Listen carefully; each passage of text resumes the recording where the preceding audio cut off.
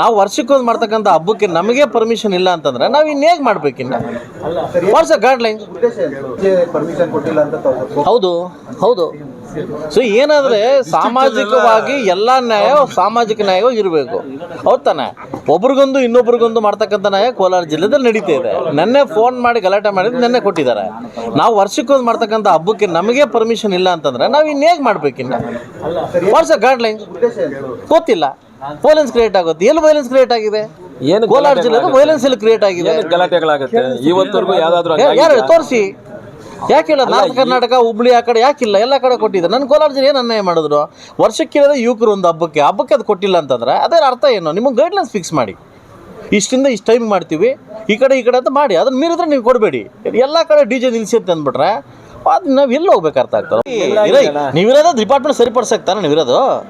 ನೀವು ಏಕಾಏಕಿ ನಿಲ್ಲಿಸ್ಬಿಟ್ರೆ ನಮ್ಗೆ ಅರ್ಥ ಆಗ ಏಕಾಏಕಿ ನಿಲ್ಸಿ ಎಲ್ಲ ಕಮ್ಯುನಿಟಿಗೆ ನಿಲ್ಸಿ ಹಂಗಾರೆ ಸಾಮಾಜಿಕವಾಗಿ ಎಲ್ರಿಗೂ ನಿಲ್ಲಿಸಿ. ಇನ್ನೊಬ್ರಿಗೊಂದು ನ್ಯಾಯ ಇವ್ರಿಗೊಂದು ನ್ಯಾಯ ಕೊಡ್ತಕ್ಕಂಥ ಇದು ಬೇಡ ಅಂತ ನನ್ನ ಅನಿಸಿಕೆ.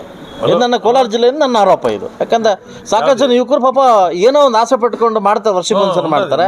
ಅದಾಡಬೇಡಿ ಇದಾಡಬೇಡಿ ತಮಟೆ ಮಾಡಬೇಡಿ ಅಂತಂದ್ರೆ ಇನ್ನೇನು ಮಾಡ್ಬೇಕು ಹೇಳಿ?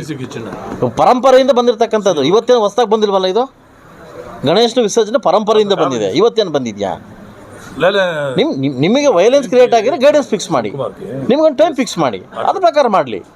ಅದು ಬಿಟ್ಟು ಡಿ ಜೆನೇ ಹಾಕಂಗಿಲ್ಲ ಅದು ಹಾಕಂಗಿಲ್ಲ ಅಂತಂದರೆ ಇವತ್ತಿನ ಜನ ಇವು ಜನ ಎಲ್ಲೋಗ್ಬೇಕು?